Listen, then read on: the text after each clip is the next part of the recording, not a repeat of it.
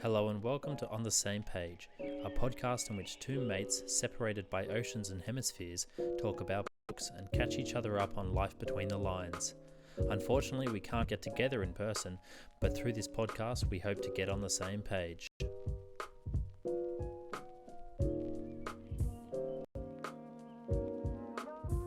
Hey, welcome back. Thanks for joining us. This is On the Same Page. I'm one of your co-hosts, Seamus, and with me as always is Blake. Cesare. How you going, Blake?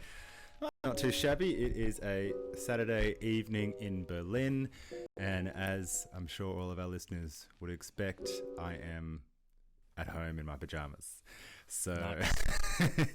Yeah, having a nice old Saturday night in, chilling, and very excited to talk about short stories.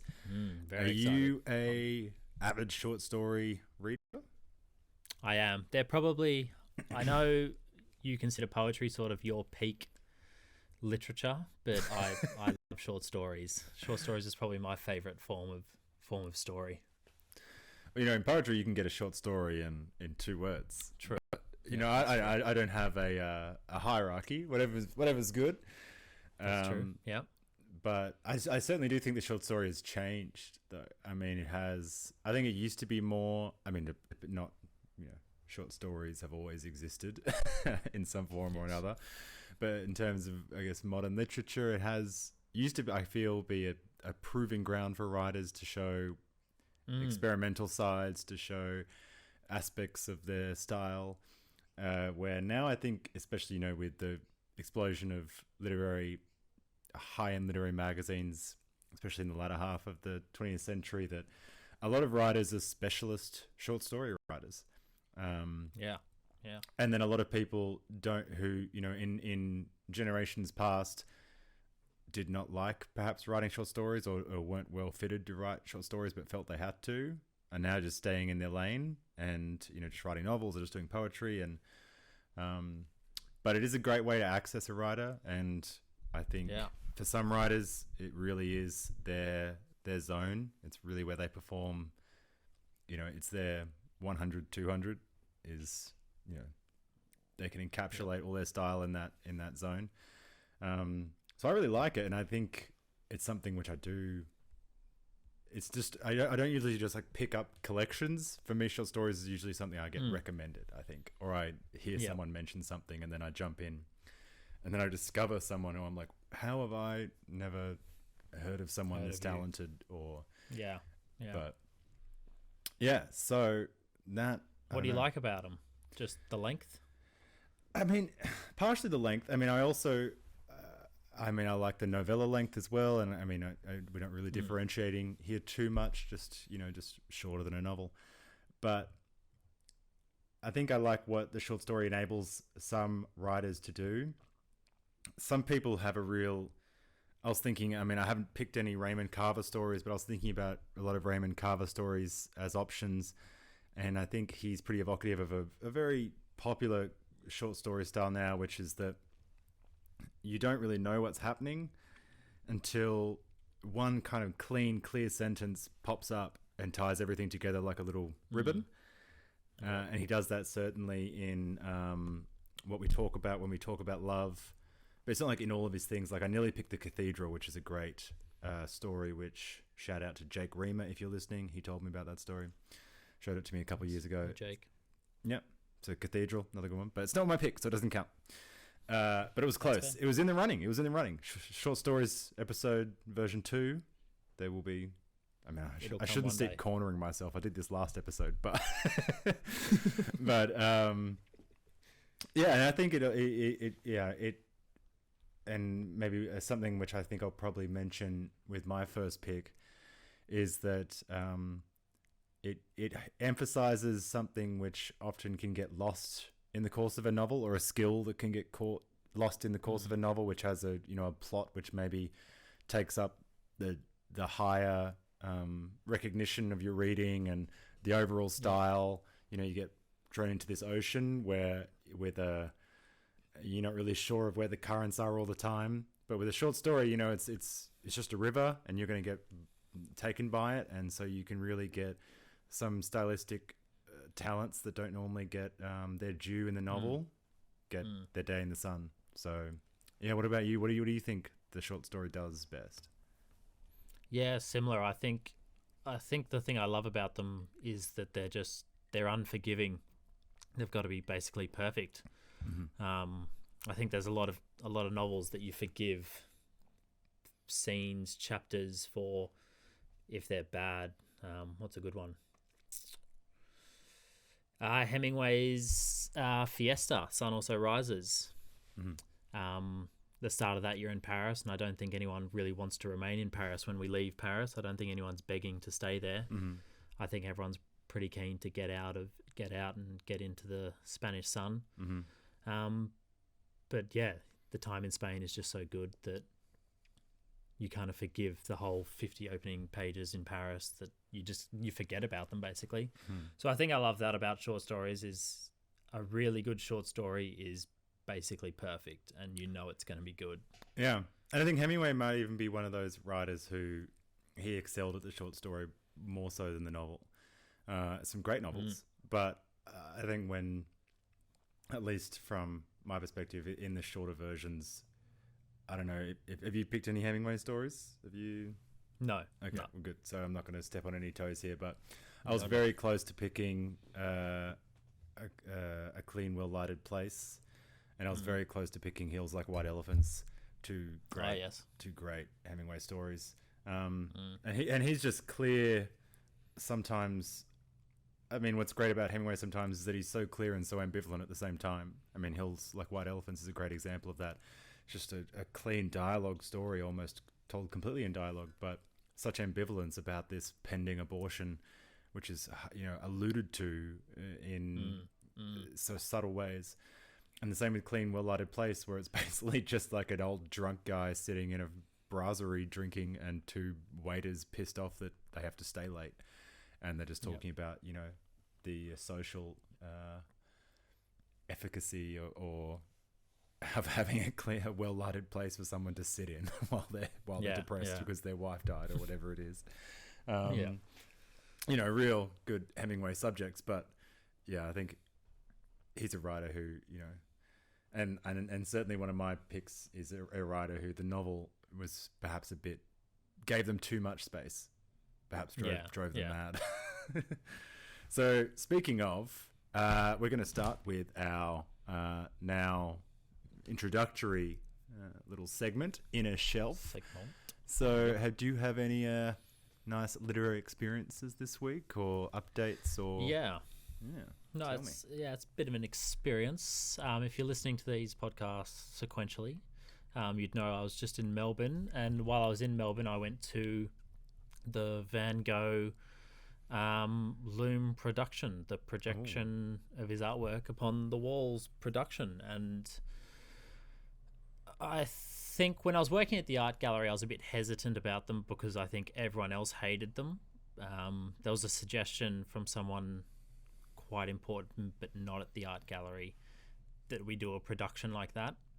And everyone at the art gallery basically just said no, because in their eyes it's not real art, which it's kind of not, because it's more a production than artwork. And so I think I was just sort of naturally dissuaded through that. But having now gone to one, I thoroughly enjoyed it. I loved it, but it made me remember how brilliant a writer Van Gogh was. I think I've only read half of his letters, but so they'd while going through his artworks, they'd also put some of his quotes on the wall, and some of them relating to the artworks. And you love the man, but you hate the man, because he was just too good at artwork to be that good at writing as well. It's a bit depressing, really. I've got two quotes. I'll read them out. These showed up on the walls. First one: I dream my paintings and I paint my dream. I love that line. Just very encapsulated, very simple, and basically what he did. And then the second quote: close friends are truly life's treasures. Sometimes they know us better than we know ourselves. With gentle honesty, they are there to guide and support us, to share our laughter and our tears. Their presence remind us that we are never really alone. And he just speaks with such an honesty and awareness of the world, really. But he was just so good at art as well that it's a bit depressing. And I was sitting there having a coffee, watching this sort of production go by and loving it, but 1% hating it. He's too good. He is too good. I mean, he is, for me, I don't know, he really is the artist saint of the 19th century. You know, just this, I mean, he was such a spiritualistically religious figure in a way as well. And his father was a pastor, and he was very active in a kind of religiously interpretive vision of the world, but it was always his vision, his expressionistic vision, his dream, like he said. And I don't think that anyone, just because it's reproduced by hologram or whatever it is that these visual displays use, it doesn't really take anything away. I mean, it's Van Gogh. The reason that he has continues to rise like a phoenix is just because of the sheer intensity of the work and the sheer originality of the vision and the style. And you know, it's like when people say, you know, the death of the novel, or that, you know, it's like saying that stairs, people stopped making stairs when the escalator was invented. Like, no. Well, it got me thinking of, for my master's, I did an essay, Are the Classics in Decline? And I argued that they're not. And I mean, this room, I guess it was, this gigantic room was just filled with hundreds and hundreds of people all sharing in his work. So no, I don't think the classics are in decline. Spoiler alert. No, not at all. I mean, I also think, I mean, Van Gogh in particular, and the philosophical underpinning of expressionism, and what I'm doing, writing a research proposal now about, which is literary expressionism, which built strongly out of those ideas and out of Turner and out of Van Gogh, is more prescient than ever, because there's been this big turn away from the emotions in the 20th century, where people got very cerebral, very psychoanalytical, you know, going through all of these avenues of psychology and down these rational routes of everything is based off what can be rationally and logically discerned and implemented. And people are realizing once again, like Locke and Hume and argued, and what Van Gogh embodied, is that everything starts and ends with the emotions. Everything comes out of perception and sense. And that's really the vibrating underneath world. And everything in Van Gogh is vibrating, like, you know, like he's seeing the Matrix in Technicolor. And yeah, I mean, there's also, and I don't think either reproductions, you know, obviously, just because there's a visual aspect that you can go and see VR displays of Van Gogh or anything, that's going to stop people going to the Van Gogh Museum. Firstly, humans have a fetishization of objects. We not even, it's not a fetishization, that's reducing it, but we give objects meaning, and we give literal art meaning. You know, there's studies about if there was a perfect copy of the Mona Lisa in one end of the Louvre, and then in the other end of the Louvre was the ashes of the original Mona Lisa, which had been burnt in a fire, would you rather go see the perfect copy, or would you rather go see the ashes? And something like 80% said they would go see the ashes, because they want to see the thing that the master's hand was involved in. You know, it's like people collect, you know, tapestries and pieces of the cross and, you know, all these kinds of things. People invest it with their meaning, and they like having a physical thing, obviously, because it's like a bit of proof for themselves, for their own spiritual underpinnings. And that there's a great section in the first book of Swann's Way, in Proust's À la recherche du temps perdu, where he has photographs of Giottos that's been given him by Swann, I think. And he talks about how, you know, that these are the old days where you couldn't just look up the internet, you know, and so he was just obsessed with these black and white photographs of Giotto's.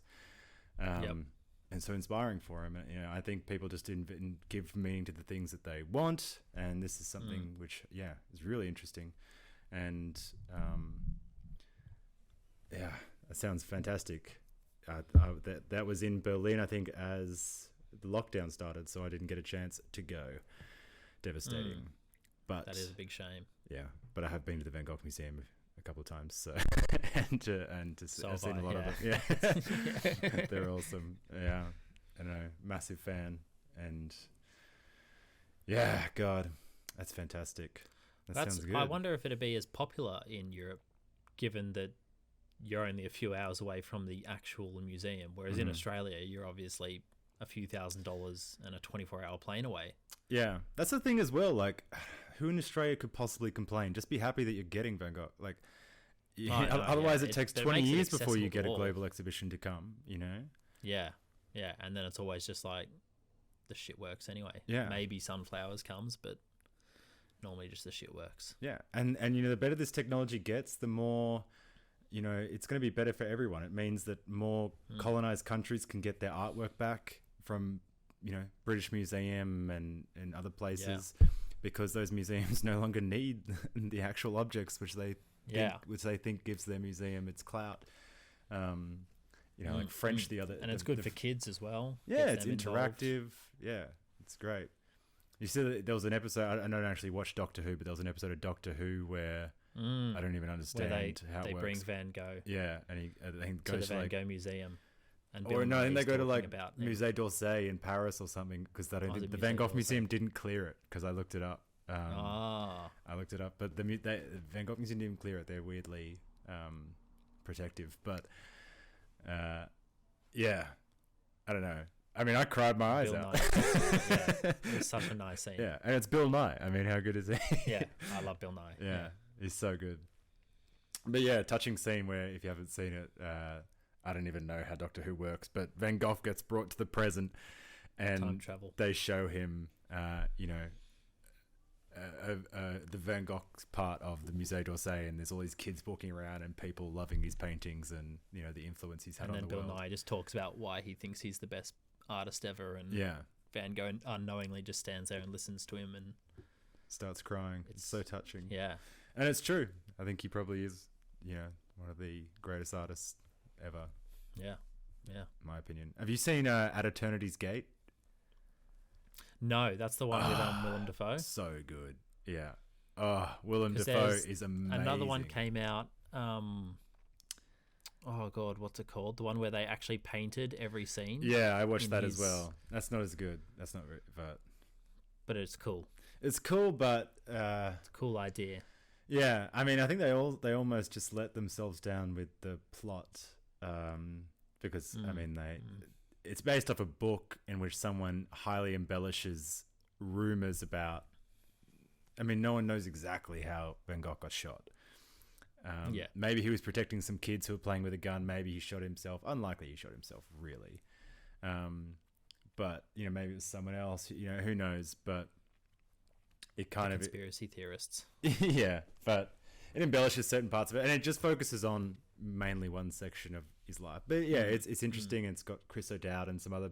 He plays the big bearded guy, which is perfect casting. But I don't know. But At Eternity's Gate is marvelous. Willem Dafoe embodies it so perfectly, and it's shot so wonderfully. The colors, the way I think I also like that it's more subtle. I can't remember the name. Vincent, I think it's just called the animated film. Loving Vincent. Loving Vincent. That's it. That's you're kind of, because you're in vibrating Vincent all the time. You kind of get used to it. You just kind of sink into it like it's a form of animation. Wherein At Eternity's Gate, the cinematography is so good that at certain sections, like, you find yourself at the place of a painting that you recognize. There's crows coming out of wheat fields or something, and you're like, okay, we're here now. Oh, I get it. And you're following that's it. chronology, and it kind of just pops out at you, and they give it to you like that.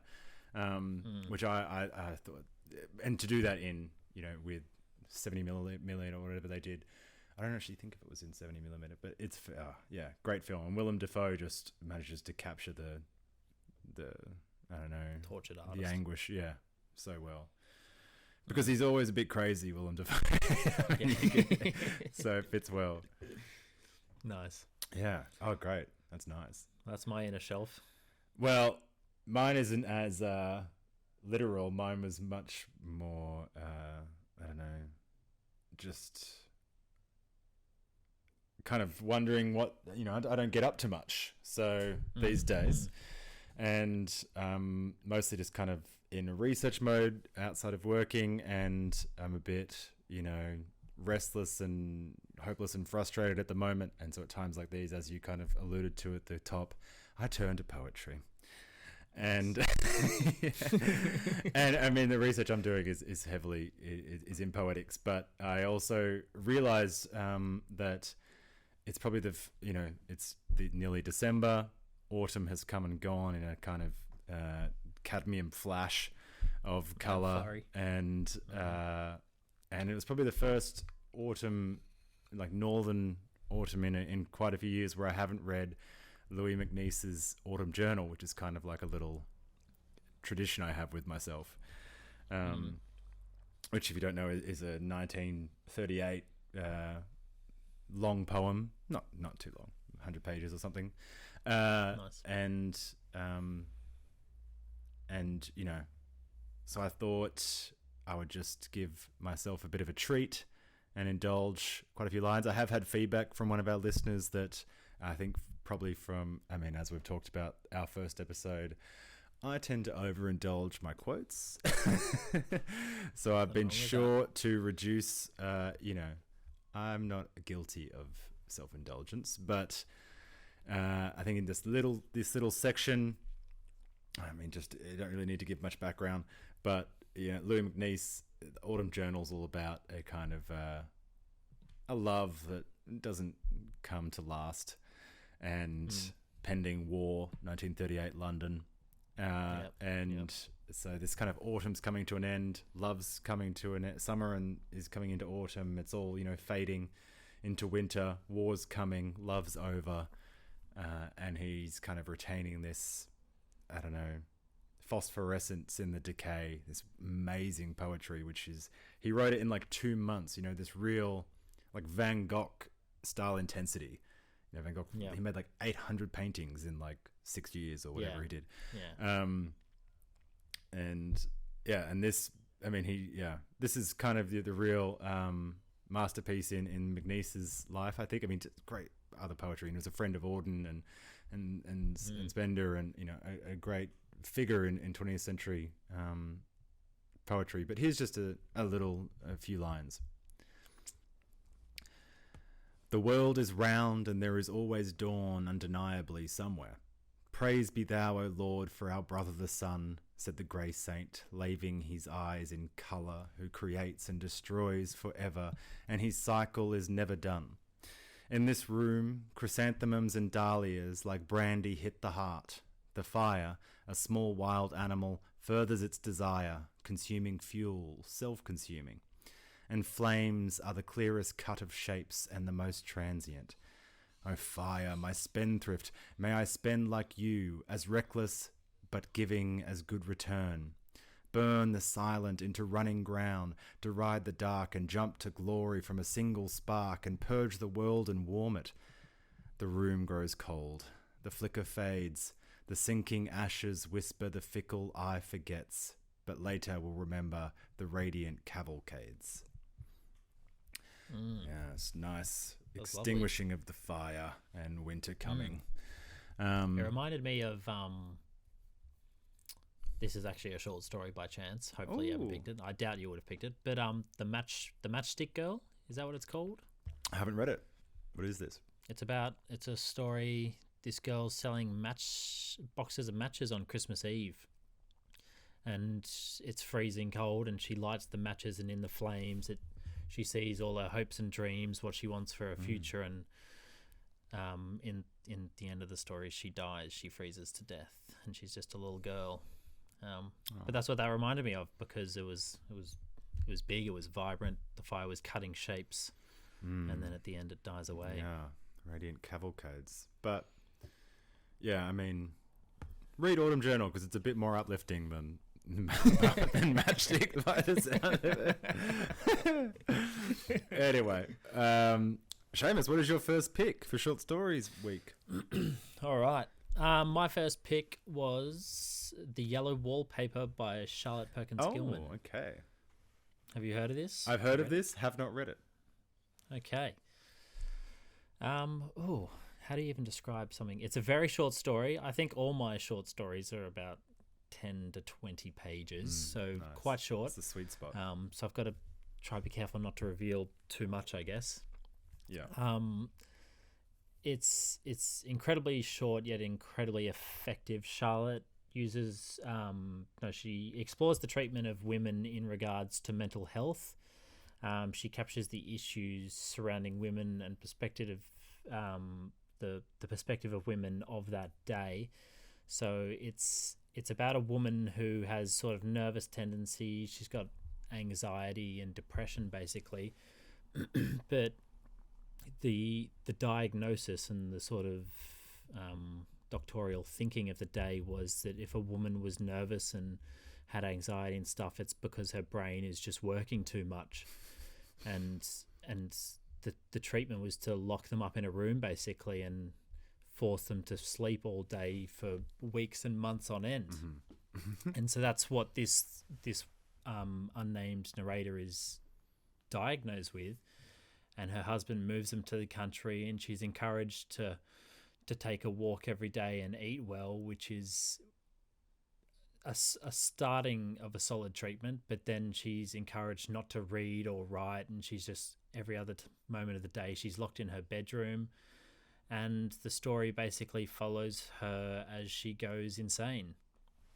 So it's this great feminist piece because the author Charlotte Perkins Gilman, that actually happened to her. She was diagnosed with that, and she was locked in a room for a time, and so it's incredibly personal for that reason. So she wrote the story in the wake of that, and actually sent it to the doctor that diagnosed her, but he never responded. She never got a response.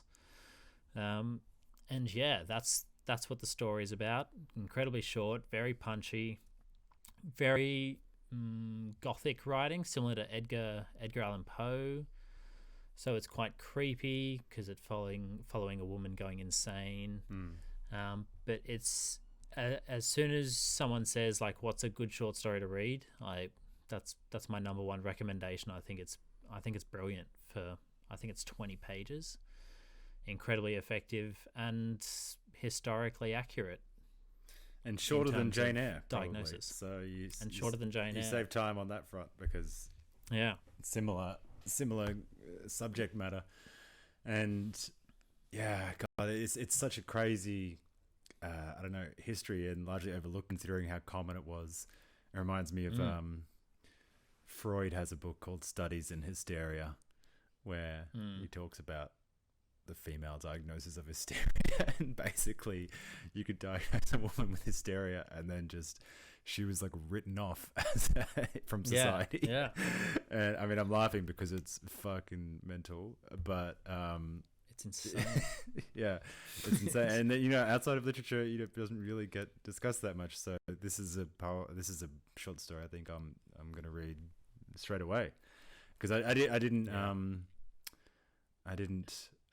read too many other ones when we started short stories. I was like, okay, a few came to mind, probably too many than we can even discuss, so we're going to do multiple episodes. But of course, yeah, I'm sure the amount of times I've heard that story mentioned, that it's it's something which it stands up. Yeah, it stands up against the test of time. Wow, nice. Yeah. When was it written? 19th century sometime. Actually, I don't know. I didn't write that down. Regardless. Probably should have. Whoops. Regardless. It's moving on. Yeah. So when did you first read this? I was studying feminism at uni, so we sort of started the class at one of the earliest texts of feminist literature and just sort of worked our way through the centuries, and I think this was week 4 or 5, something like that, of 13. And Yeah, definitely my favourite story from that class. I think the worst part was I read it, and then it was in the class we were discussing, the teacher sort of revealed that this actually happened to the author, and this wasn't just like an imagined story in a time of repression. It was a actual thing that was happening day to day for women. And I was like, ooh.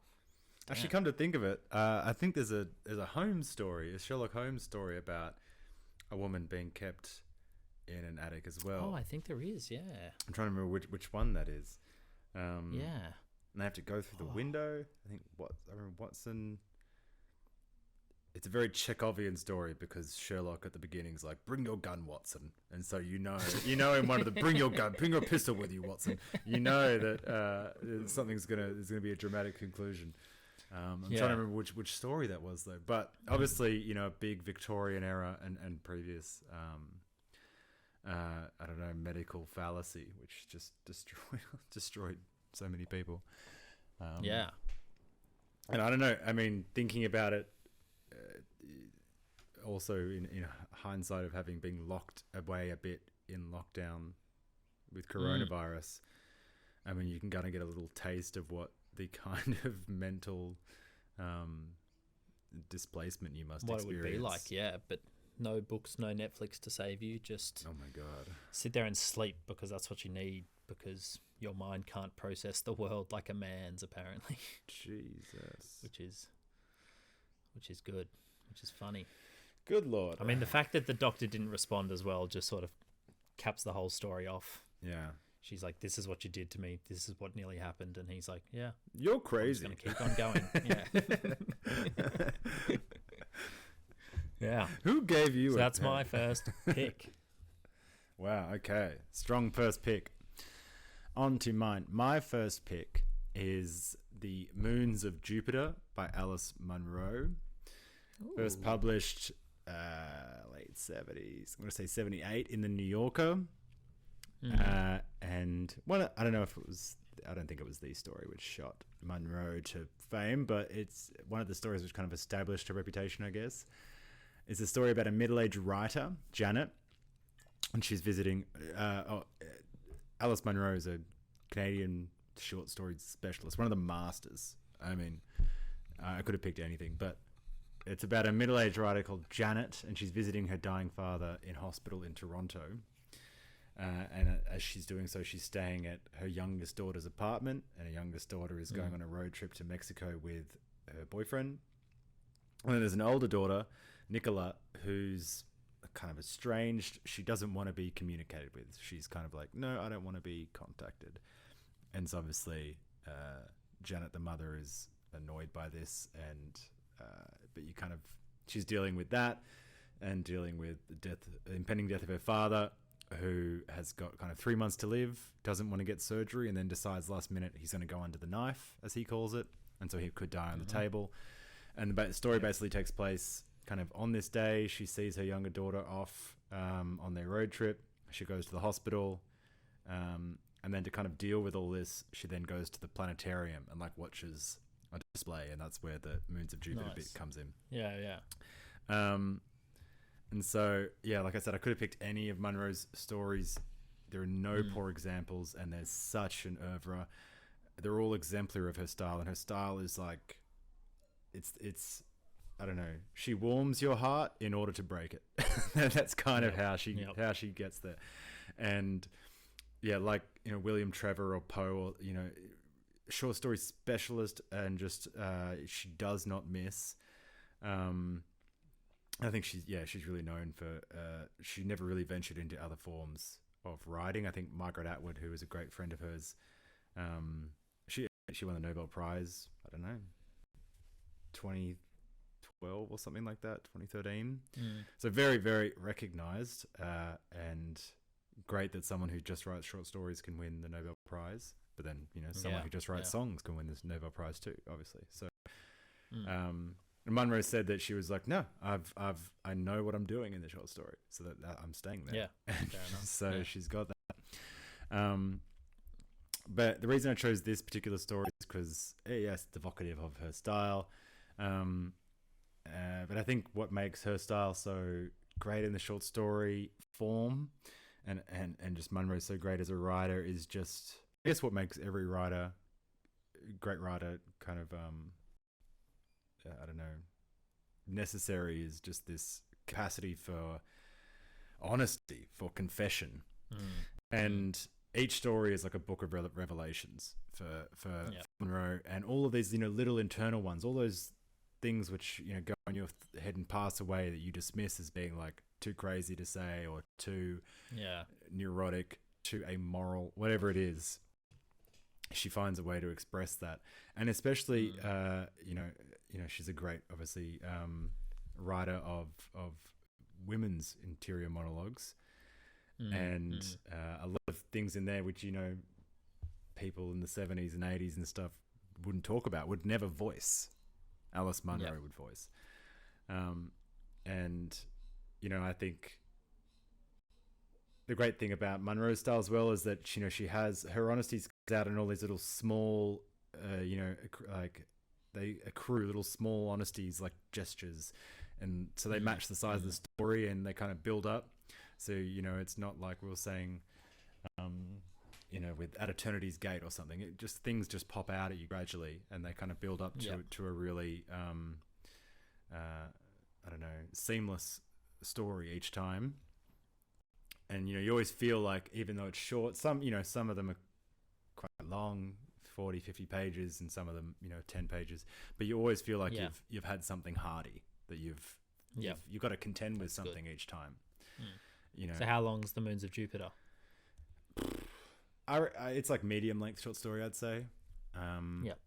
Maybe 30 pages. Yeah. And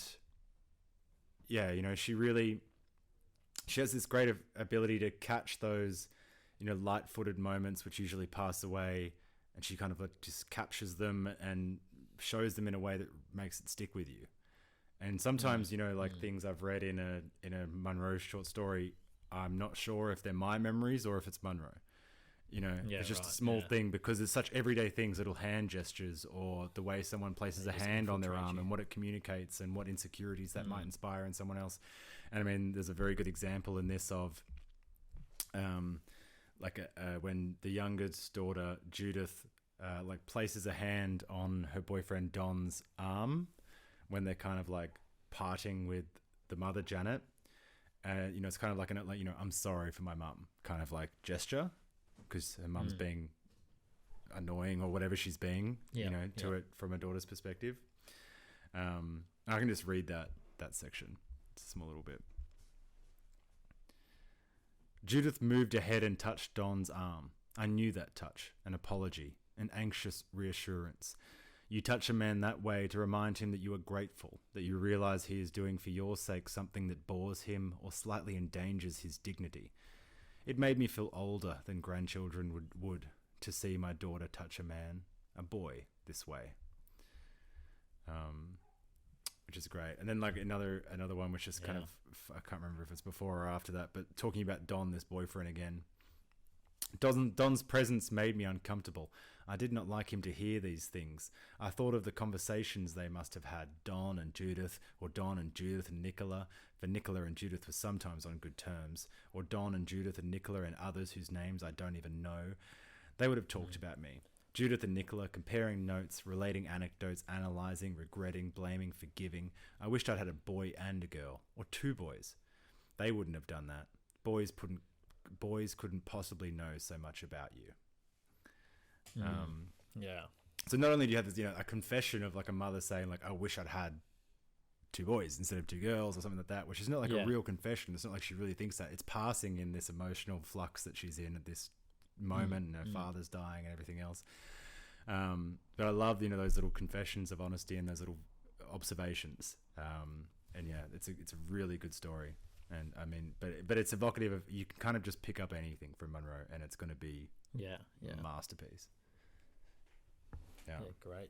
Yeah, I've never read any, so oh, get into it. It's going on my list. Yeah, it's going on my list. And she didn't fade either. Like some of her last, I was going to pick something from Dear Life, which I think was her last collection, and I was reading into that yesterday, and then I just decided that I would go with Moons of Jupiter because it was kind of I think it might have been one of the first Munro stories I ever read. But you can kind of go anywhere and you'll find something good. Yeah. Amazing. All right. Nice. What's your second? Well, my second is a story called The Wedding Trip by Cesare Pavese. Hopefully I'm saying that correctly. But I was in a bookshop in Melbourne last year, and I found the Penguin book of Italian short stories and just picked it up and flicked to a page, and this was the story. And it's turned out to be my favourite in the book so far. I haven't read them all. But it's a story it's Cesare Pavese sort of hated women. It's a pretty known thing about him as a writer that he hated women. So that sort of reflects in his stories. So the short story is a bit of a dense and personal exploration in the way in which humans basically fuck each other up in love. It's about a man reflecting upon his dead wife and the love he did and didn't show her. Basically, it's he resents his wife for the love that she afforded him. She wants to work for him. They're both lower class citizens, so they don't make a lot of money, but she's always like, I can work and you can have some of my money, basically. And he sort of resents that in her because it heightens the truth, basically, that he isn't successful, and that in turn drives him into this bitterness towards her.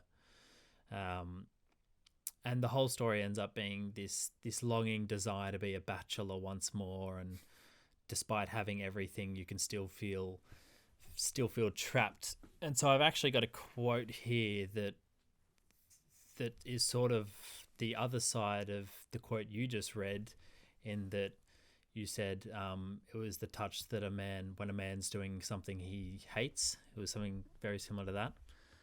So this is the quote. Walking with Celia never left me free to absorb myself in what I saw or in myself. Preoccupied and at ill ease, I nevertheless had to keep her beside me and answer her, at least with gestures. And so he's basically walking through the streets with his wife, and she's all excited, but all the time he's just thinking, I'd love to be walking this alone. I'd love to just have the freedom to go to a pub by myself and do whatever I want, and to not have to acknowledge the things she likes, and she acknowledged the things I like. And it's this really sad story because he's got a wife that adores him, and he just can't give himself to her in that way. That would bring him happiness. So that's my second pick. It's, again, very short, maybe 15 pages, maybe 20, but a very depressingly beautiful story. I'm not sure if he wrote it in English or in Italian. If he wrote it in Italian, it's translated beautifully because it still captures everything in the language that you could hope to get from a native English speaker and writer. But I love it, and it was so honest and true and depressing, really. An exploration of men and how they can't give themselves over in the way that they need to, I guess. Well, he doesn't need to, but he's got a wife that adores him. She'll work, and she's give what little she makes to him, but he just can't accept it because male pride. Yeah, and it's also, you can have on paper the most idyllic situation, but if it's not the right person, everything's wrong. It's that simple in the end. But yeah, I don't know. And I love stories like that because they are confessional, they are wonderfully honest and true. And whether he was a misogynist, that could. You want to judge the art, not the artist, but as much as you can, or within the right limits. But certainly whether the guy's a misogynist or not, that's something which happens every day, and it's probably happened to every man. Happened to me. Been in that situation, not even just like in a that can happen just day to day. You're like, people's rhythms are off. They want to be doing their own thing or whatever. So yeah, I don't know. That's another one I think I'm going to read straight away because, yeah, and that's such a great thing. That's, you know, a kind of great thing about a short story is that it does give that bold edges to a kind of small truth like that, which, you know, you could definitely put in it, you know, and is definitely in a novel, lots of novels. But once it gets, you know, placed into the puzzle of a novel, and it takes the form of a novel as a whole, it loses a bit of the starkness of if it's just a short story. Like, look, this is the focus of this thing. It's just this man's torment in this little situation he's in. It's not spread over his whole life. It's just this little... It's just one little section. Ego in a vice type, you know, and yeah, great stuff. Good story. Yeah, love short stories. Good. Yeah, it's wonderful they can do that. Yeah. Well, on to your second pick, sir. My second pick is Forever Overhead by David Foster Wallace from his collection Brief Interviews with Hideous Men. And I think as I suggested earlier, David Foster Wallace for me is definitely a writer who excelled in the short story and suffered in the novel. You know, obviously Infinite Jest is probably one of the highest selling books of the last 50 years. And, you know, for advocates of it, it's, you know, it has a real, you know, kind of, you know, what's the word? Niche following. And, you know, I've seen so many PhD and master's students doing their thesis on it, so lots of academic attention. And you know, I think I've talked about it in another podcast, you know, that most people just get a third of the way through and give up. There's the Martin Amis thing about, you know, the jest bit's great, it's the infinite bit that got me. But the short story, David Foster Wallace, was just an absolute marvel. He managed to get all of the madness of his novels, not madness in a bad way, the incisive confessional madness of his novels into much clearer, tighter spaces. And Forever Overhead is actually not, you know, of his short stories, I think, you know, the most demonstrative of, you know, David Foster Wallace. For me, even quite an almost unusual story for him. It's about a boy, and it's his birthday, and his birthday wish is just to go with his family to the local pool. And, you know, he's in Tucson, or I don't know, some, you know, kind of prairie area of the US. You know, very flat and rocky mountains in the background, and just at this public pool. And basically the whole story is just kind of this kid summoning the gumption to jump off the top diving board. And but it is this is the most brilliant story. It's incredibly evocative. The descriptions are absolutely sumptuous, and the way he manages to build up and to get to this kind of very almost philosophical ending between, you know, where he permeates kind of the flesh and how a body acts in the world and all these kind of different things, which I won't wreck too much because the ending's quite lovely. But I thought I would just you know, give you a bit of a taste, because the writing is so good and the clarity, you know, it's clear as a chlorinated pool, and you can, you know, it's so rich with splashes of detail that you can smell it. You can even smell it. And this is one of my favorite little episodes of description. Around the deck of this old public pool on the western edge of Tucson is a cyclone fence the color of pewter, decorated with a bright tangle of locked bicycles. Beyond this, a hot black parking lot full of white lines and glittering cars. A dull field of dry grass and hard weeds. Old dandelions, downy heads exploding and snowing up in a rising wind. And past all this, reddened by a round, slow September sun, are mountains, jagged, their tops sharp angles darkening into definition against a deep red, tired light. Against the red, their sharp, connected tops form a spiked line, an EKG of the dying day. That's it. That's EKG of the dying day is one of my favorite descriptions in all short stories as a kind of the outline of mountains against the setting sun. Oh, yeah, brilliant. This is probably why I love short stories so much, is because from the beginning, if you describe that story as a boy just wanting to go to a pool, it doesn't sound that interesting. And in a novel, that could easily be just swept along and not enough attention be paid to it because it is just a scene. But a short story, you've got to pay so much attention to the detail that it elevates what is something standard and something that happens day to day of just going to the pool for a swim into something incredibly beautiful. Yeah, it's an incredibly beautiful story. It's very short. I don't know, 10 pages or so.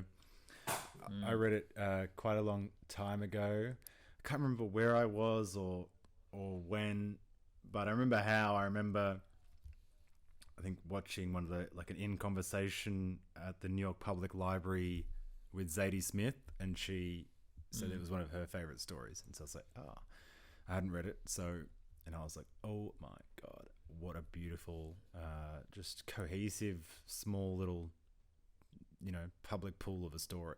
It's just for everyone to enjoy.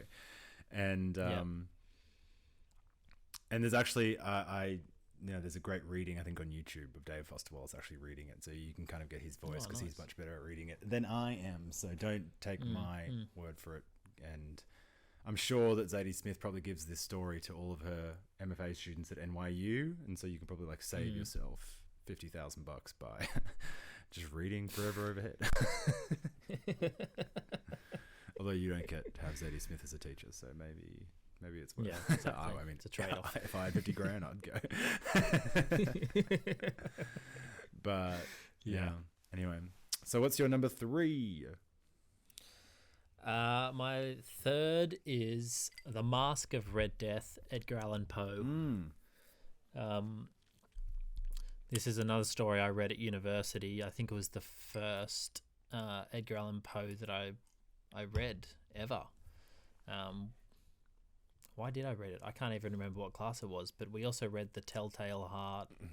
I have read that one. I haven't read the Red Mask. A few others. Though. The Masque of the Red Death. Yeah, I don't know. Wait, is that the one where it dissolves on the bed? Am I thinking of that story? No. Okay, it's a different one. That's also a good one. I have no idea what that is. I might have just spoiled it. I don't even know what that one is. There's a very good story about a person who basically just dissolves on a bed. I mean, it's very Poe, but yeah. Yeah, so this story is very Poe. If you've read Poe, you know what you're sort of in for. Very colourful language, very gothic. But it takes place in this fictional land where a plague, the Red Death, has ravaged the entire land. And during this time, the Prince Prospero, gathers 100 knights and ladies to retreat into his castle. He welds the doors shut, he welds the windows shut, and he sort of places this confidence in his wealth as a prince that Red Death will not come to them. And so that's sort of that's very early in the story. This one also is only 20 pages. But during their stay, he decides to hold a masquerade ball with individual rooms painted different colours. So you've got the blue room, and the windows are tinted blue, and the curtains are blue, and there's all these rooms. And then there's the red room, and it's red and black.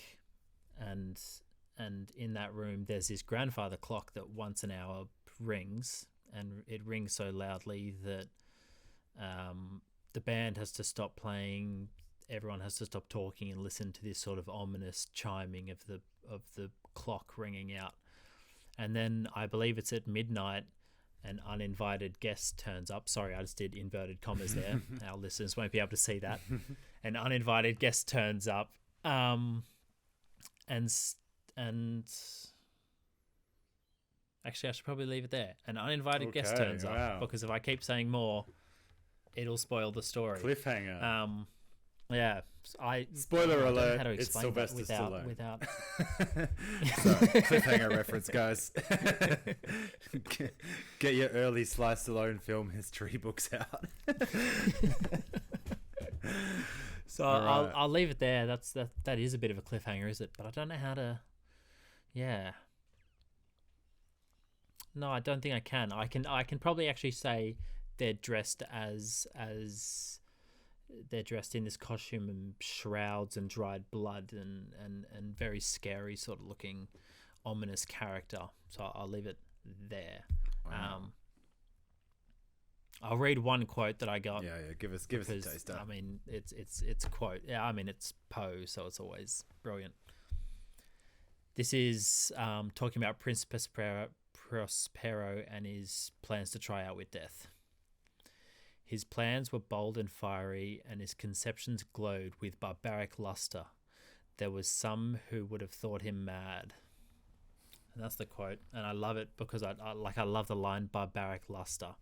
And I mean, I love Poe. He's just so colourful. He's just so gothic horror and so doomed. and lovely to read. He just captures all these scenes with such fervent beauty and yeah, the story is basically this rich allegory. I mean, Poe's one of the masters. Well, he's probably the master of gothic horror, really. But that one came to mind because it was written in 1842, and it's scarily relevant to today, us living through a plague and how many people retreat. I mean, you see all the rich people fleeing to come to Australia to live up in Byron Bay and stuff like that. Like, it's all very must be nice, eerily similar. It must be very nice. Must be very nice. Wow. Have that kind of money. Lucky ducks. Yeah. Australian royalty, as my girlfriend Samira calls the Hemsworths. That's where their palace is kept. Yep. But yeah, I mean, actually, that reminds me of something which I could have put in our inner shelf segment, because every day sitting at my desk on my balcony, a crow comes and perches. Crows are a bit of a nevermore. Exactly, a bit of a stalwart of Berlin. And recently, I don't know, it's quite ominous. I've seen two separate, I don't know what you'd call them, incidents. I don't know. Where I've just seen a crow predating on a pigeon. One time just picking its guts out on the street, and another time in a tree. It had flayed this pigeon in the branches, like some kind of lynching at this train station. I was ritual or something. I know, it's like 7 a.m. and I'm like going to work and watching this horrific thing, and I'm just like, what is this fucking dark ass place? But yeah, I don't know. I know corvids and stuff are so smart, and they apparently can remember faces and hold grudges. And every time it comes and it kind of picks at one of my pot plants and rummages around in there looking for worms or whatever. And always we have a bit of eye contact, and I don't know, I feel like he's or she looks down on me, or it's judging me. I'm like, he's fucking quoth a raven nevermore. Exactly. Or maybe we're homies. I don't actually know the vibe because they're a bit. Hopefully they don't flay you alive. Yeah, I'm scared of going out up in there. the tree. I'm scared of going out there now. Luckily, I'm a bit chunkier than a pigeon, but more to eat. Yeah, actually, I probably should. They could gang up on me, and that could be like that could be like a whole flock of crows, like in that Van Gogh. Yeah, the birds. Quite right. Alfred Hitchcock. Yeah, I was deciding on my third one. I actually was gonna pick another David Foster Wallace, but maybe which is much more evocative and it's much better. But maybe I could save that for later. I'm gonna pick instead what I said I would pick last week, which is Ambrose, Bierce, An Occurrence at Owl Creek Bridge, 19th century. So taking a bit out of going back a bit now, joining you in the 19th century, 1890. And again, I can't say much about this story without giving it away, without giving several bits of it away. You know, even the story, the spoiler, which you think would be the ultimate spoiler, is not even the spoiler. So I can't really give much about it apart from to say that it is a story about a southern slave owner who's being hanged on a bridge by Union soldiers in Alabama. And a lot happens after, and also nothing happens. But that's almost a spoiler. But it's short. It's 15 pages maybe. Nice. And it's just the acuity of I mean, not only is it just really technically and masterfully composed. Firstly, in the sense that you are seeing from the perspective of a man about to be hanged, and you don't know at first. I mean, I've already wrecked the fact that he's a slave owner. That's even another spoiler because you don't know who the person is at first. Come on. So Bierce already makes you, care about this figure who's, you're already starting to empathize, and then you find out who he is, and you're like, oh, okay, this is complicated. But he just has this acuity of observation for this doomed man. And this doomed man perspective and everything that's going through his mind and the adrenaline that's rushing through him, you really do feel as if it's like when they say that if you run 100 meters in your mind, that all of the nerve endings are sparking at the right times in your actual muscles, and that you can do that in your mind, and that sprinters can practice by just by visualizing that it's more or less the same thing, just apart from the calories. But you kind of feel that your adrenaline gets rushed up so much in this high octane complex story that everything starts to take on more detail. You can see the patterns of bark and leaves and the bits of the river and fish. Flashes of fish and things like that, and it's just so vivid, and it just builds and builds and builds with such a pace, and I think there's a line, something Churchill said somewhere, that there's nothing more exhilarating than being shot at without result, and that's what this story feels like in a way. But yeah, I don't know. I won't say anything more than that because it's not long, and it's just a great story. One of the great stories of, I think, American short stories, which I'm obviously a big American lit fan. You are a big fan of American lit. I mean, just all lit, but I guess Americans have produced so much, and so they have. Yeah. All Americans. It's big. It's two big continents, but it's this one is great story, complicated. Emotionally and everything else. Where'd you come across it? I think as in the last episode, I talked about the Devil's Dictionary, and that was my introduction to Bierce, and then so I went to his short stories. So I just jumped in from there. Right. Because I'd known him from the Devil's Dictionary, which I don't know where I encountered the Devil's Dictionary in lots of the political essays and stuff from journalists. Used to read when I was the young. Devil Dictionary is quite humorous, very satirical, and this is is there any satire in this poor man about to be hanged? Or not poor man, actually I shouldn't say that.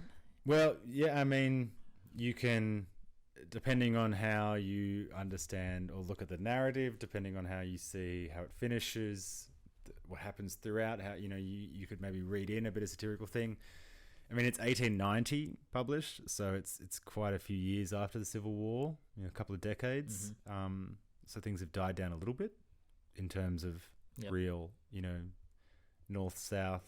I mean, obviously haven't died down much because the South as a concept seems to still exist somehow, even though it's a fucking treasonous position. But It's a great story, and advise anyone to read it. An Occurrence at Owl Creek Bridge. Brilliant. I'll add it to my list. It's looking like it's going to be a nice sunny day today, so I might have to jump into it. Yeah, jump in. It's a very vivid story. The mental imagery is it gives you a rush. You can do it and then go for a run or something, and you'll be like, "Rawr!" Yeah. All right. So, Seamus, what are you reading this week? I picked up a book down in Melbourne. It's A Don's Life by Mary Beard. Ooh. And it's this collection. She's got this, what do you call it? A blog, I guess, an online blog. I'm not sure if it's still going, but it's just a collection of her blog posts from 2006 to 2009, I think it is. And they've just compiled it into this book. So chapters or headings, I guess, are just blog posts. They're sometimes a page long. I think the longest is maybe 3 or 4 pages. And it's a lot of fun. It's just this very informal, often conversation. Sometimes if there's been some good comments made by people of the public, they've got them at the bottom of the post, so you get to see how people interacted with it. And yeah, it's just this simple little fun story that I picked up and was easy to read along while I was sort of doing everything in Melbourne, sorting my life out. Nothing too quotable, although I found out actually that, and I didn't know this before, that pagan and pagan religions, but the word pagan was coined by Christians, and it, as Mary Beard says, it was a derogatory term, sort of relatable to the word like hick or hillbilly. And so Christians were calling you pagan was the same as calling you basically a bogan or a hick or a hillbilly. Yeah. Which I didn't know that. I'd never heard that. Did you know that? I don't know. Well, how stupid must you be to believe in many gods when there's clearly just one? So, I mean... Exactly, fucking idiots. That obviously makes me a bogan. Of course they're pagans. Yeah. I mean, it does sound a bit like bogan. It'd be funny if, like, now I'm just picturing... early Christians just being like, "Oh, fuck off, you pagan!" You fucking pagan! You fucking bogan! Jesus! It's like a real bogan comes by, and you're just like, "Oh my god, what a bogan!" That was just like an intense amount of boganness. That was pungent with bogan. Yeah, but like that with pagans. Oh, yeah, that was it's a Bundy and. I remember someone who used to consistently order at a bar I worked at Bundy and pineapple juice, and just such a bug drink. Yeah, Bundy and pineapple juice. Delicious. Yeah. Anyway, crowd favorite. Yeah, sounds like a nice book to pick up though. Maybe it was Bundy and orange juice. Actually, Bundy and pineapple juice wouldn't be that bad. Bundy and orange juice, I think that was a bit gross. Bundy and orange juice sounds. That's a bit worse. Yeah. What am I reading this week? I was reading Self-Portrait in a Convex Mirror by John Ashbery. Ooh. Do you know this poem? Nice. It's a poem again, 1970 from his 1975 collection of the same name. John Ashbery was one of the you come to expect this from me, a great American poet. I don't think he won the Nobel Prize, but he probably should have. He was one of the most famous poets of the 20th century, and he died a couple of years ago only, at like 90, and was just prolific. And everything is of a high quality, but this is probably his most famous work, and I think it's the only ever book to win all 3 American major prizes in one year: the Pulitzer, the National Book, and the Books Critics Circle Award. I don't think any other book has done the sweep.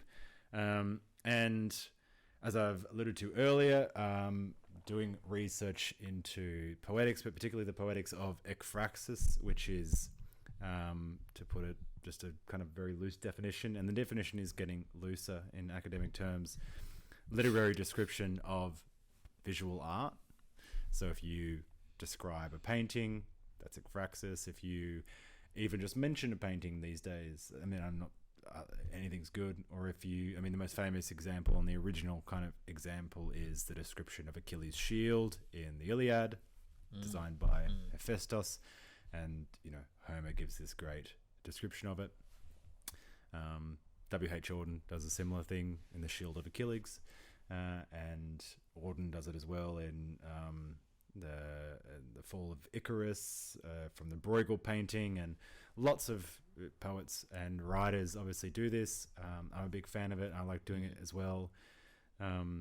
It's just, I'm very interested in this kind of liminal space between word and image, and how it kind of can generate emotional clarity and things like that. And that's what I'm doing my research on.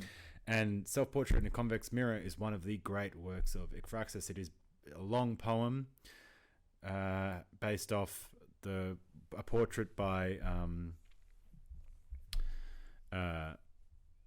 who's the painter? I'm trying to think of it now.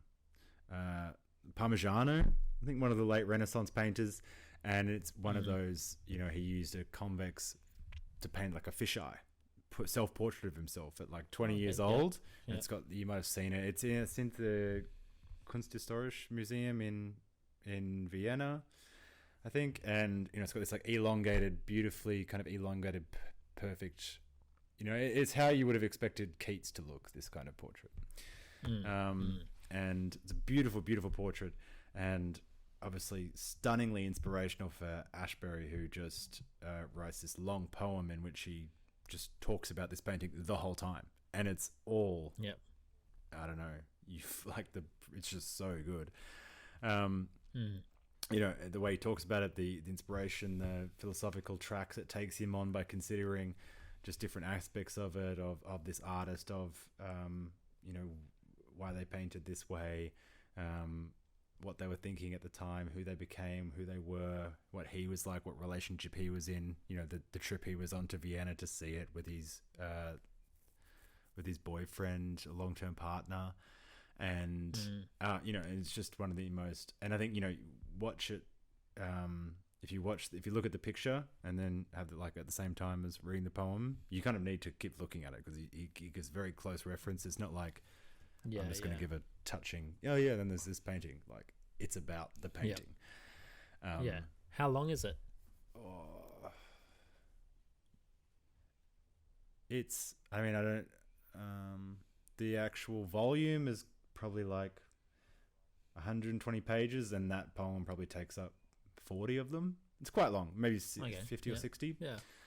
I found the other day when I was there's a great Los Angeles public library performance where they got like 6 actors to perform 6 of the different kind of tones in the poem. So you can look that up on Spotify. There's another podcast from Los Angeles Public Library which does competition. That. Soz. But it's a great poem, and that's an easy way to digest it. And because Ashbery is said to be difficult, I think people just don't really. It takes you a while to get his style, and then he becomes very simple. It's kind of like snowboarding or something. It's a bit hard to begin with, but once you get it, it becomes really easy. Riding a bike. Yeah. Where other people are just straight up difficult all the time. But Ashbery, once you get it, he's kind of like, to me, he kind of writes similar to like the lyrics of The National, if you know the band The National. It's kind of very flashes of sentences which don't always seem to flow in order, but in themselves can be real episodes and epics in themselves. But that's what I've kind of been reading so spottily recent weeks, just different things. But that was something I sat down and did the whole thing, and I was very glad. Nice. Yeah. All right. Well, that was episode 6 short stories. That was a pretty good one, I think, Seamus. I think it went pretty good. Yeah. Hopefully our listeners will appreciate it. Oh, not too shabby. They're probably crying or laughing at some of the stuff that we came up with. We are quite the pair. We are just a couple of larrikins. So thanks for tuning in, guys. Like and subscribe. Send us an email if you want to. We'll answer it. Yeah. Tell your friends. As always, if you don't have any friends, we'll be your friends. So just hit us up. Send us an email and we'll be your friends. What's up? Yeah. All right, guys. Thanks so much, guys. Appreciate it. And we'll see you next time. Bye.